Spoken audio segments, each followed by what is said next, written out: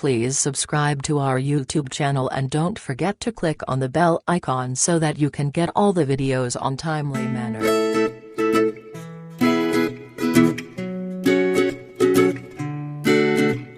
This video is about obesity and a simple cure, but I would urge almost everyone to watch it because just as obesity relates to practically every other facet of health, the information in this video can help almost anybody, even if you don't necessarily have an issue with obesity.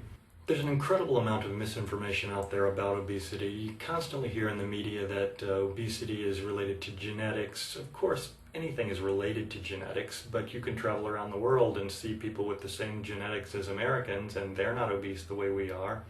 You also hear that people just need to exercise more, that's the issue. And again, in other countries around the world, not necessarily everyone is exercising or getting hardly any exercise at all in some cases, but again, they're rarely obese. In fact, you can see thousands of people living in other countries with all sorts of genetics and all sorts of different exercise regimes, and you will never see anyone morbidly obese as long as they're eating a natural diet. That's the problem with obesity in America, and it's easy to cure. Unfortunately, almost no one does it because our diet in America is so incredibly unnatural that almost no one returns to a real natural diet. So first, let me go over some of the potential causes of this epidemic of obesity that we have. And these are things that almost no one escapes because they're so ubiquitous in our diet. The first is unnatural fats. No one around the world and no one in history ate the types of fat that we eat. We eat a lot of liquid fat and types of liquid fat that were unknown in most cases even 100 years ago. Canola oil was unknown practically before World War II. Soybean oil, corn oil, and frying everything in these unnatural oils, nobody around the world does that even today. That's not a traditional natural way of eating. When you fry in oil, you oxidize the oil and it's extremely unhealthy. And there's also no way of knowing whether these different types of oil that humans have never really eaten in any quantities, what the effects of those are going to be on the body. And nobody's ever done any long-term studies on that, and probably no one ever will. Worst of all is hydrogenated oil, which is in practically any processed food. Causes a lot of oxidative stress to the body, and it's also a totally unnatural type of molecule that we never evolved to process. And it's been linked in studies to obesity in laboratory animals, and it's also been linked, in my understanding, to hardening of the arteries and other issues, but it really hasn't been studied properly. So in traditional societies, first of all, people don't fry anything, or hardly ever fry. If they do, it's very briefly to saute something, and a lot of times they'll put in some water also so that the oil never gets up to a high temperature. And the only two traditional oils that I know of that are used to any extent are tropical oils like palm oil or coconut oil, which are cold pressed, not heated during the extraction process.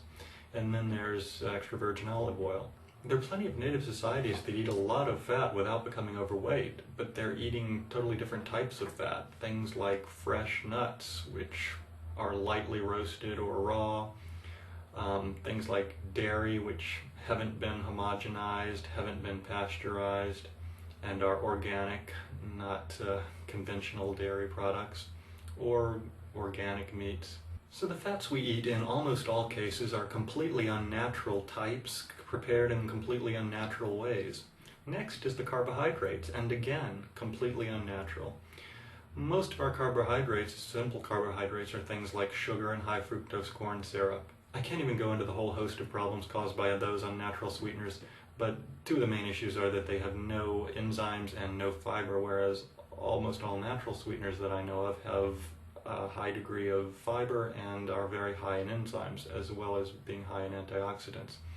Things like raw honey or dried fruit, raisins or dates, that have been sun-dried, not oven-dried the way we do in modern society. Those are all high in enzymes and high in fiber, and this puts less of a load on your pancreas, almost certainly would cut down on the epidemic of diabetes that we have, along with our epidemic of obesity. Even the complex carbohydrates that we eat are fairly different from what people have in other countries. Our white flour tends to be overprocessed and very low in nutrients for a number of reasons. So we've gone over carbohydrates and fats. It shouldn't be any surprise that the proteins we eat are often very unnatural as well, but this time the effect is relatively unstudied and much more subtle and unknown. You see, we feed a lot of substances to animals which cause those animals to quickly gain weight before they're slaughtered and increase the profit margin. Things like urea, which is a toxin and causes the animal to bloat up quickly, or hormones or antibiotics, which have an unknown linkage, but they're proven to cause the animal to gain a lot of weight. The thing we never think about, though, is that we then eat the meat from these animals and we ingest these same substances. And no one has ever studied whether or not that causes humans to gain weight as well. But if these substances are causing all of the different animal species to gain weight, and then we're eating the meat that contains those substances, it's certainly a possibility that it's going to have an effect on us as well. I wouldn't wait for the Beef or Dairy Council to fund a study on that issue, though. You see, everything that we hear in the media about diet, and particularly about obesity, is being pushed by someone trying to make money. People saying that you need this particular piece of exercise equipment, or you need to eat that particular type of food.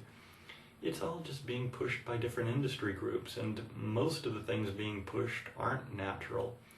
You don't need to listen to all the media noise, and you don't even need to listen to the general consensus, because nowadays the general consensus has been so poisoned by these promotions and these media campaigns that are backed by millions of dollars. All you need to do is listen to the traditional knowledge of millions of people who have developed specific diets over the course of thousands of years. We've just thrown all of that knowledge away, and we're relying on a few biased studies to tell us what's healthy. The problem is no one is eating what's healthy anymore. No one is eating natural food anymore, and everyone is running around confused by all these little studies that are being put out by industry saying this or that thing is healthy or is unhealthy. Just follow traditional diets. In particular, follow the traditional diet of your ethnic group. Because yes, there is genetic variability. Some people do have a greater tendency towards obesity, and the traditional diets of those people are different. I know it's not easy to learn about and prepare traditional food all the time. It would be a lot nicer if what industry told us was true, that you could just eat this or that healthy food once in a while and it would counterbalance a normally unhealthy diet, but it just doesn't work that way.